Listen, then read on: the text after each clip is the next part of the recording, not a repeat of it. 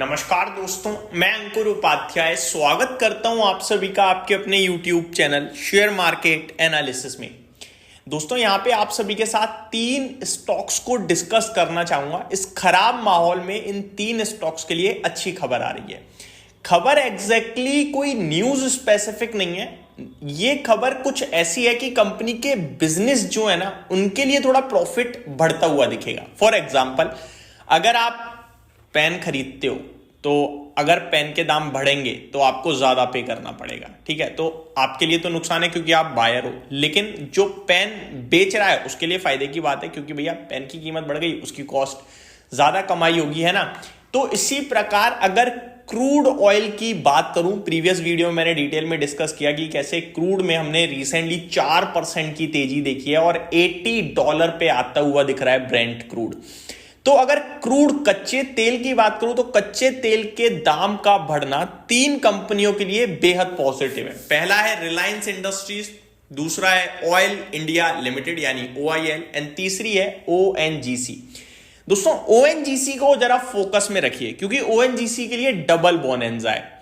ना केवल crude oil के दाम बढ़े हैं दोस्तों, गैस के प्राइसेस में भी बड़ा उछाल देखने को मिला है, नेचुरल गैस के प्राइसेस में। और ONGC oil and natural gas, नाम से ही समझ में आ गया, दोनों का कारोबार कर रही है।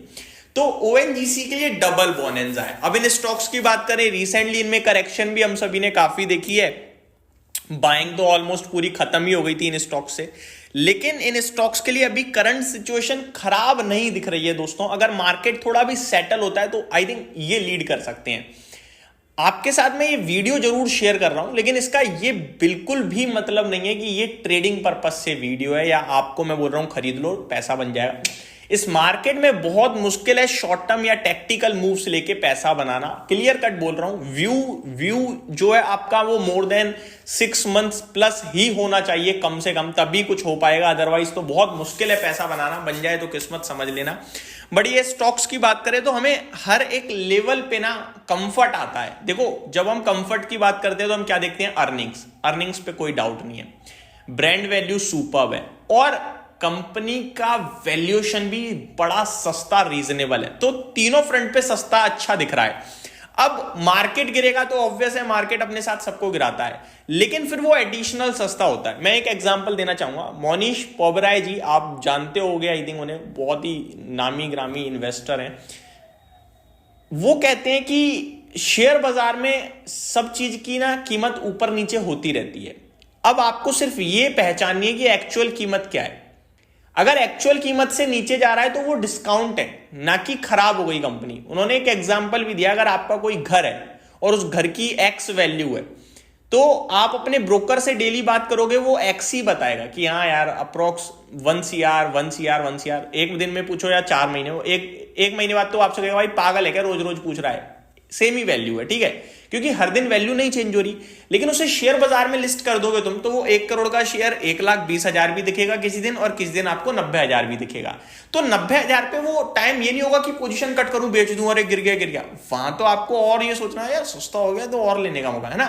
तो ये होता है आपका पूरा परफेक्ट मार्केट। लेकिन मार्केट के साथ सब गिरता है तो आपको उस समय अपने आप को कैसे भी करके एडजस्ट करना पड़ेगा। अब ONGC की बात करें दोस्तों तो टेक्निकली तो स्टॉक ऑलमोस्ट अपने जो नीचे से सपोर्ट लेके जहां तक आना था वहां तक आ गया है। फ्रेश राउंड ऑफ तेजी के लिए स्टॉक अगर शुरू होता है तो 295 तक के मूव दे सकता है, जिसके लिए आपको एक स्ट्रिक्ट SL फॉलो करना होगा 254 का। अब ये मैं SL इसलिए नहीं बोल रहा क्योंकि वो वहां खराब हो जाएगा या फिर वैल्यूएशन टर्म्स में खराब हो जाएगा। SL इसलिए बोल रहा हूं, अगर भाई कोई फ्रेश कैपिटल लगा रहा है, रिस्क मैनेज करना चाहता है तो फिर इस तरीके से कीजिए, स्टॉप लॉस से ही मैनेज हो सकती है रिस्क तो।